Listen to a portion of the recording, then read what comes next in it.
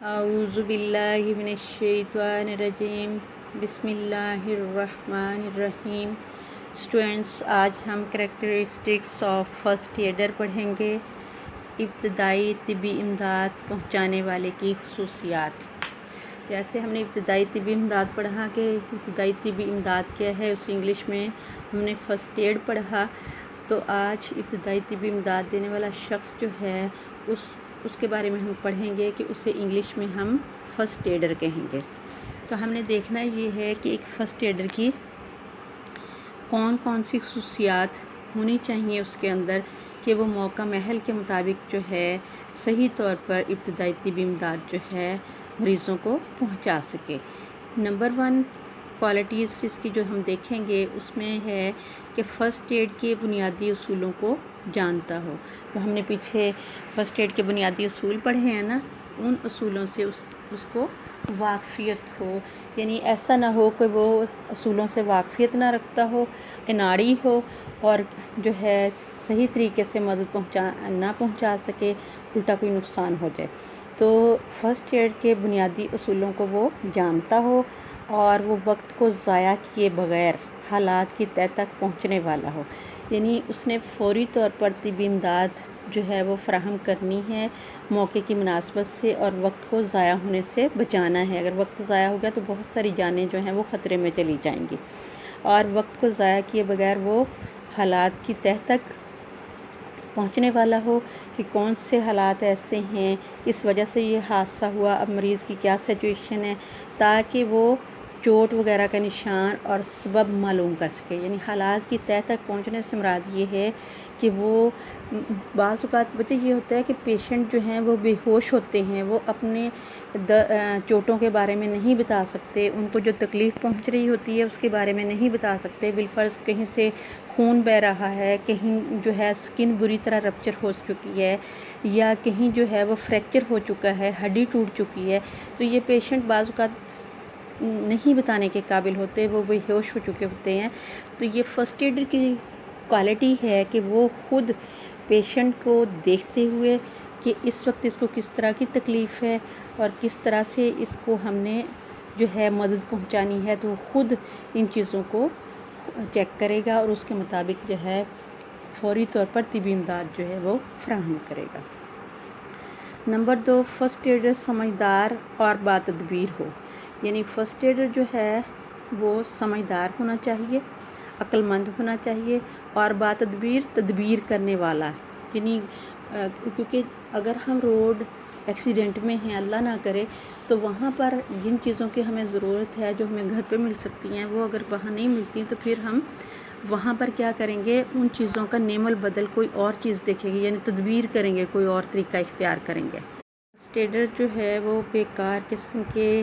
سوال کیے بغیر چوٹ کی علامات یعنی چوٹ کی نشانی، علامات اور حال جان سکے کہ کس طرح کی چوٹ ہے، مریض اور پاس کھڑے ہوئے لوگ اس پر اعتماد کر سکیں، یعنی جو مریض ہے اس کو بھی اس پہ بھروسہ ہو کہ وہ میری ہیلپ کر سکتا ہے صحیح طریقے سے، اور جو ارد گرد لوگ جو ہیں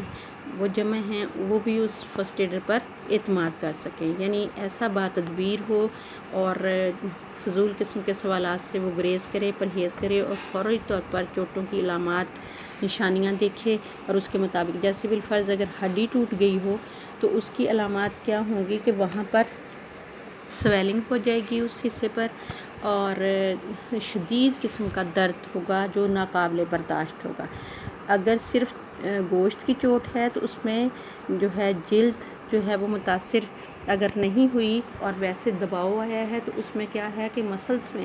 یعنی گوشت کی جو تہیں ہیں ان میں تکلیف ہوگی، لیکن بظاہر کوئی نشان نہیں ہوگا، وہاں کوئی جو ہے کوئی اسپاٹ نیلے کلر کا پڑ سکتا ہے۔ تو اس طرح سے وہ دیکھے کہ کون کیسی سچویشن ہے اور اس کے مطابق ہم نے کون سا طریقہ اختیار کر کے ان کی مدد کرنی ہے۔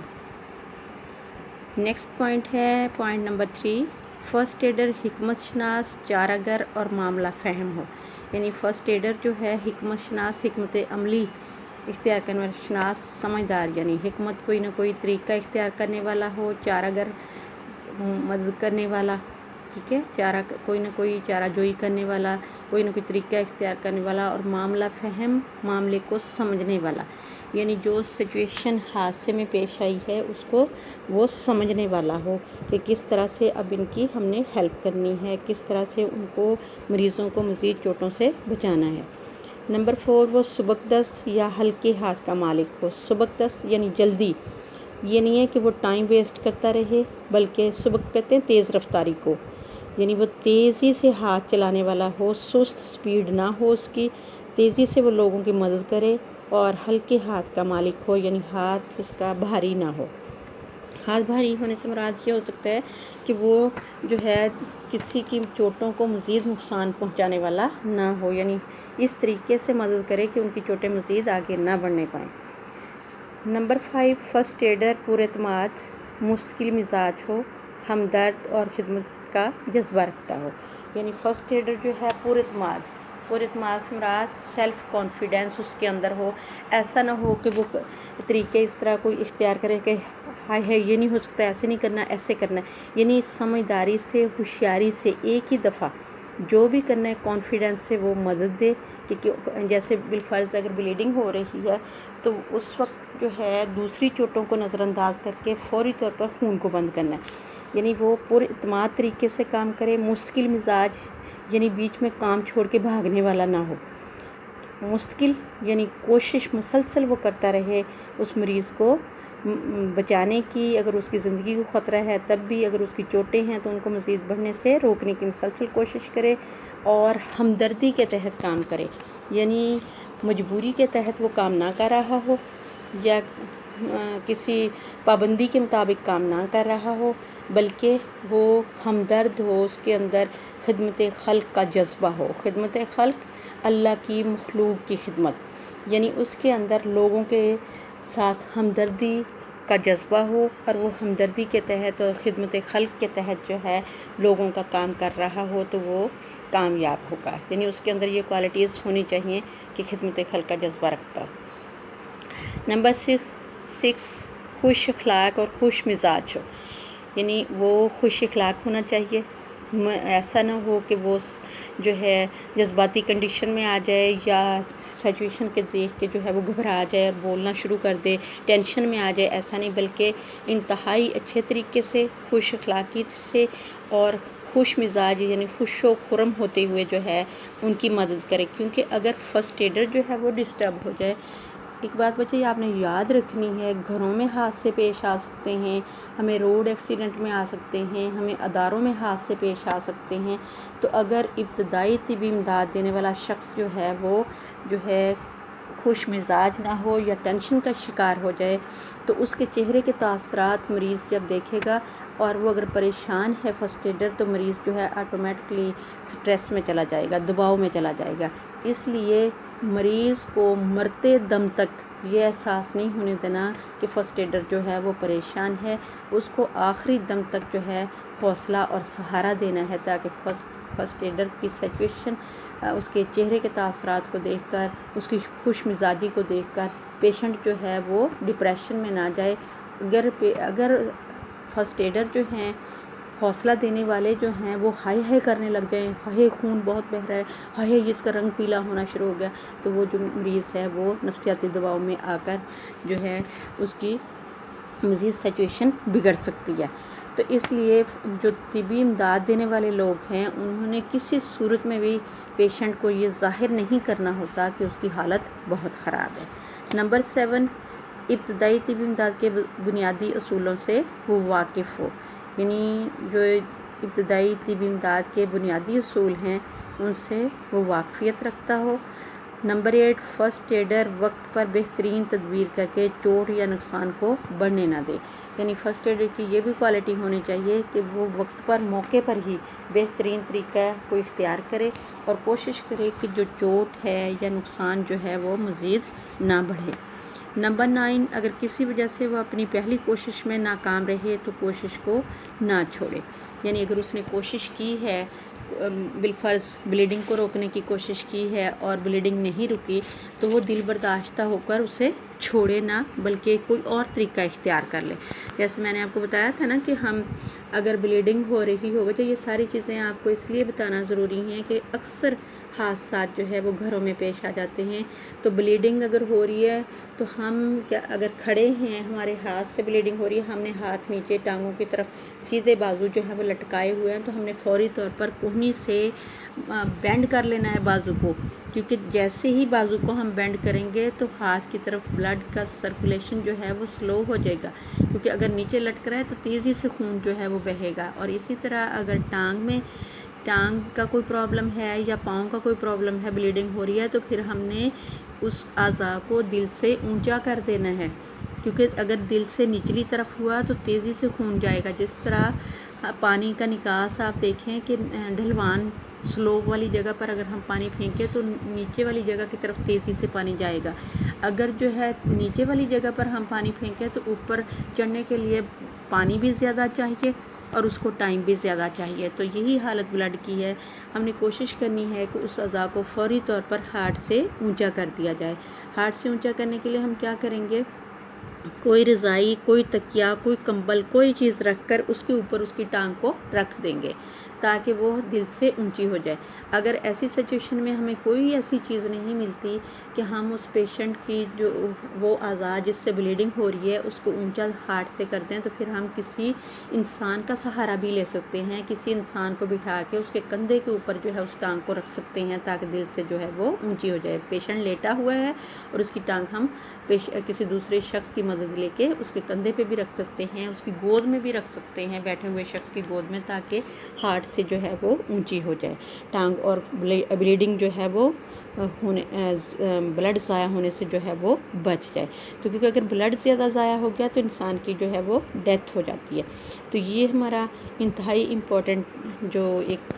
کویسچن ہے وہ کمپلیٹ ہو گیا ہے. نیکسٹ ہم انشاءاللہ العزیز اگلا دیکھتے ہیں کہ کون کون سے حادثات ہیں جو اکثر پیش آتے ہیں، تو اس سچویشن میں ہمیں کیا کرنا چاہیے. جی نیکسٹ کویسچن ہمارا ہے کہ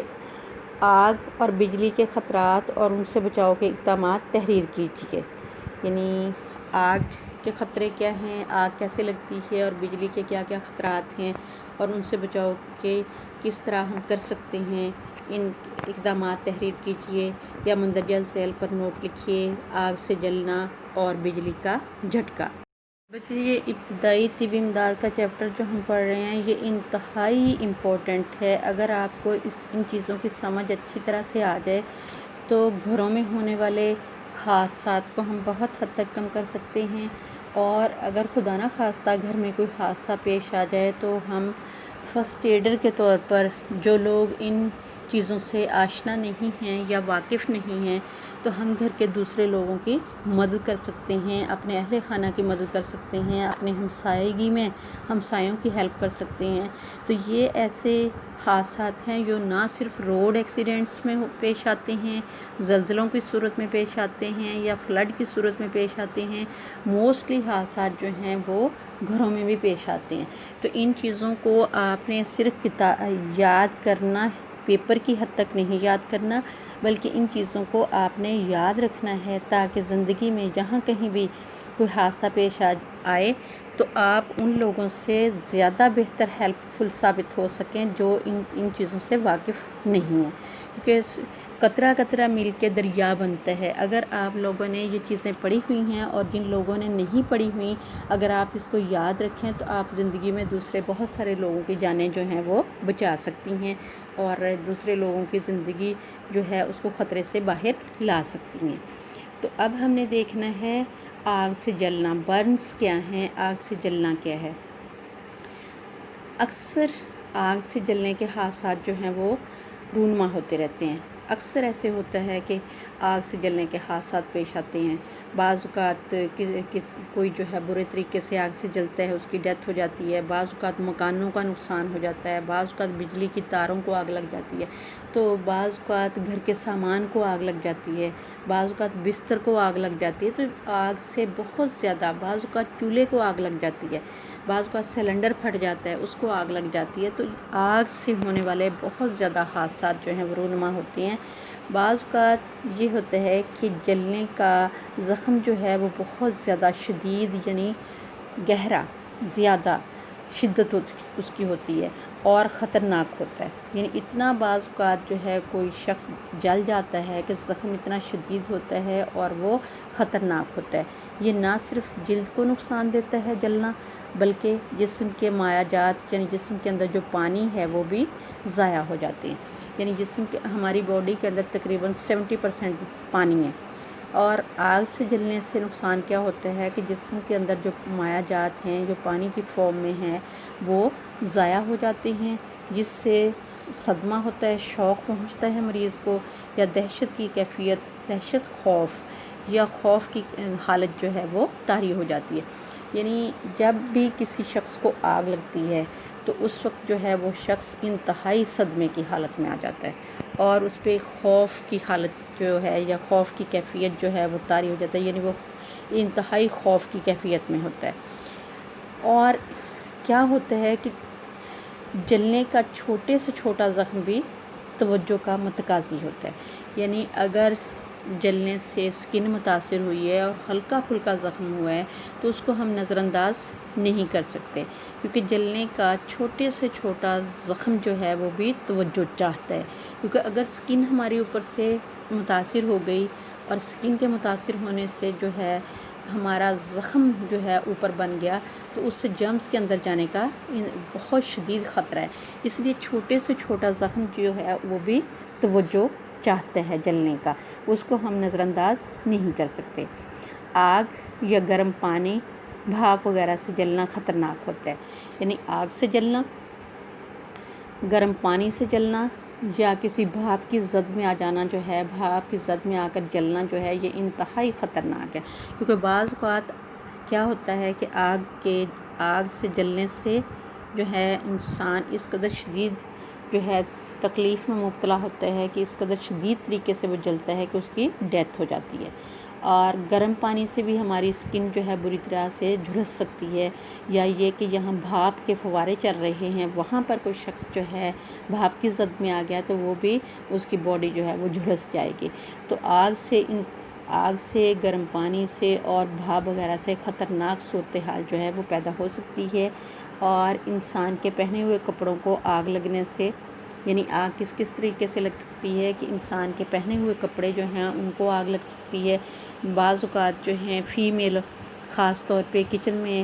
اگر وہ سلکی کپڑے پہن کر کوکنگ کر رہی ہیں تو دوپٹہ جو گلے میں لٹکایا ہوا ہوتا ہے بعض اوقات جو ہے وہ مڑتی ہیں، بیک کرتی ہیں چولہے کی طرف اور کسی کام میں بزی ہوتی ہے تو پلو جو ہے وہ چولہے پر لگ گیا اور پلو کو آگ لگ جاتی ہے، اور اس طرح سے سلکی کپڑوں کو تیزی سے آگ پھیلتی ہے، آگ لگ جاتی ہے. تو آپ نے ایک بات کا بچے خیال رکھنا ہے، کیونکہ ساری فیمیل جو ہیں چاہے وہ گھریلو خاتون ہیں چاہے وہ جابینس ہیں، کچن جو ہے ہر خاتون کو سنبھالنا پڑتا ہے. ٹھیک ہے، کچن میں کام ہر خاتون کو کرنا ہے، ہر لڑکی کو کرنا ہے، ہر عورت کو کرنا ہے. تو ایک بات کا خیال رکھنا ہے کہ کچن میں جب جائیں تو سلکی کپڑے پہن کے کبھی بھی کوکنگ نہ کریں، کاٹن کے کپڑے پہنیں، کیونکہ کاٹن کو آگ اگر لگتی بھی ہے تو اتنی خطرناک نہیں ہوتی. سلکی کپڑوں کی آگ اتنی خطرناک ہوتی ہے کہ وہ جب سلکی کپڑوں کو آگ لگتی ہے تو اس طرح سے ہو جاتی ہے جس طرح شاپر ہوتا ہے، شاپر کو آگ لگتی ہے تو وہ اس کے اندر سے ایک آئل سا نکلتا ہے اور وہ دیر تک اس کے اندر ہلکی ہلکی آگ جو ہے وہ جلتی رہتی ہے. تو یہی حالت سلکی کپڑوں کی ہے، اور سلکی کپڑے جب جلتے ہیں تو یہ جسم کے ساتھ جو ہیں وہ چپک بھی جاتے ہیں. اس لیے کوشش کرنی ہے کہ انسان کے پہنے ہوئے کپڑوں کو آگ لگنے سے بچانا ہے. انسان کے پہنے ہوئے کپڑوں سے آگ جو ہے وہ لگ سکتی ہے. مکان کو آگ لگ جانے سے بھی جو ہے وہ جلنے کا خطرہ جو ہے ہو سکتا ہے، کیونکہ بعض اوقات کیا ہوتا ہے کہ مکان کو آگ لگی اور لوگ جو ہیں اندر سوئے ہوئے ہیں، سردی کا موسم ہے تو بعض اوقات پوری فیملیز جو ہیں ان کی ڈیتھ ہو جاتی ہے. تو اس طرح سے بعض اوقات حادثات پیش آتے ہیں. پچھلے دنوں بچے میں آپ کو ساتھ تھوڑا سا بتاتی چلوں تاکہ آپ کہیں گے کہ یہ کیسے ہو گیا. پچھلے دنوں ایک حادثہ ہوا تھا جس میں 0 کا بلب جو ہے وہ پھٹا تھا اور اس کے اندر سے جو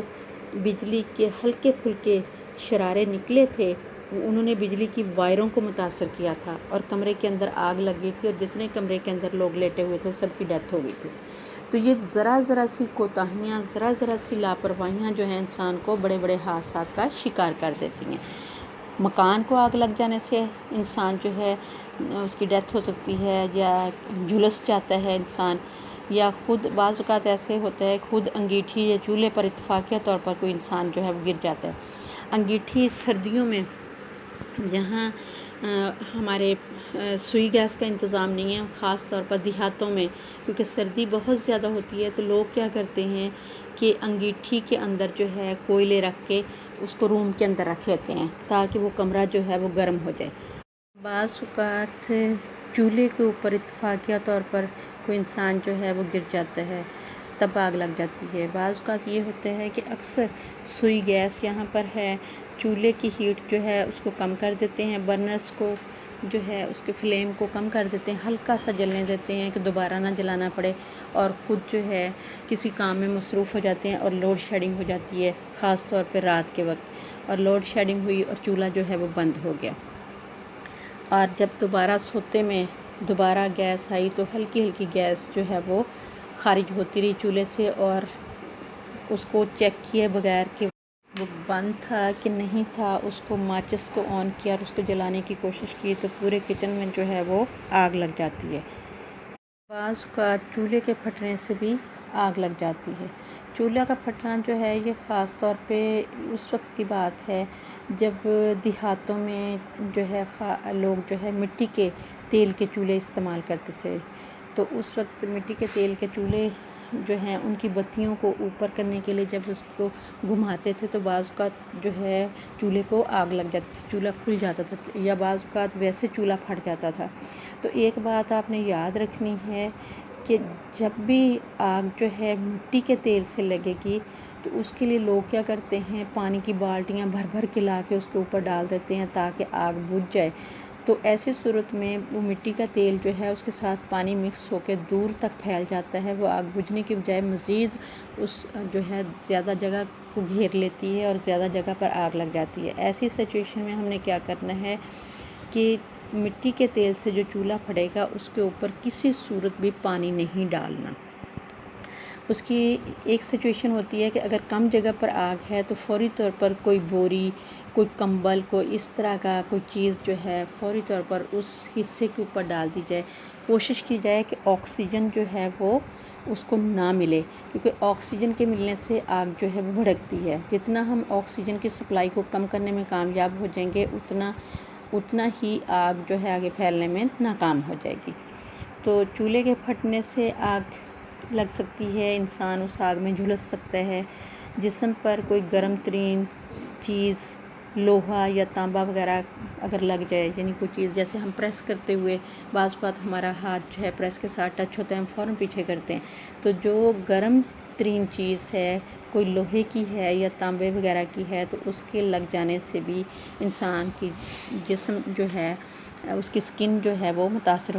ہو سکتی ہے، یا جسم پر کھولتی ہوئی مائعات کا گر جانا، یا یہ بھی سچویشن ہو سکتی ہے کہ انتہائی گرم پانی ہے، کوئی مائع چیز ہے، یا دودھ وغیرہ ہے کوئی، یا سالن شوربے کی صورت میں ہے، تو کوئی بھی گرم چیز جو مائع کی صورت میں ہے وہ جسم کے اوپر گر گئی تب بھی جسم جو ہے اس سے جھلس سکتا ہے۔ تو گرم ترین بھاپ کی زد میں آ جانے سے بھی انسان جو ہے اس کی سکن جھلس سکتی ہے۔ مختلف کائنڈس دیکھی ہیں کہ کون سی ایسی قسمیں ہیں جن کی وجہ سے آگ لگ سکتی ہے، کن طریقوں سے آگ جو ہے وہ لگ سکتی ہے۔ ان تمام وجوہات کی بنا پر جو ہم نے دیکھی ہیں کہ کیسے آگ جو ہے انسان کو اپنی لپیٹ میں لیتی ہے، ان تمام کازز کی وجہ سے انسان کا نرم و نازک جسم جو ہے وہ برے طریقے سے جھلس جاتا ہے۔ تو کوشش کرنی ہے کہ آگ سے حد المقدور جتنا ممکن ہو سکے اس سے بچا جائے، اور کہیں بھی لاپرواہی جو ہے وہ نہ برتی جائے۔ اسی طرح گیس کے ہیٹرز ہیں، رات کو جو ہے سردیوں میں ہیٹر جلا لیتے ہیں اور ہیٹر سے رومز جو ہیں وہ گرم ہو جاتے ہیں، تو جب روم گرم ہو گیا تو اس کو بند کر دینا چاہیے۔ بعض اوقات کیا ہوتا ہے کہ وہ انسان جو ہے ایسی حالت میں سو جاتا ہے کہ تھوڑی دیر بعد اٹھ کے بند کریں گے، وہاں بھی آگ لگ جاتی ہے۔ بعض اوقات کیا ہوتا ہے کہ ہم برنر کو چلتا ہوا چھوڑ دیتے ہیں اور دوسری گیس جو ہے ہیٹر والی وہ بند کر دیتے ہیں کہ دوبارہ ٹھنڈ لگی تو ہم اٹھ کے پھر سے ہیٹر کو آن کر دیں گے تو روم جو ہے وہ گرم ہو جائے گا۔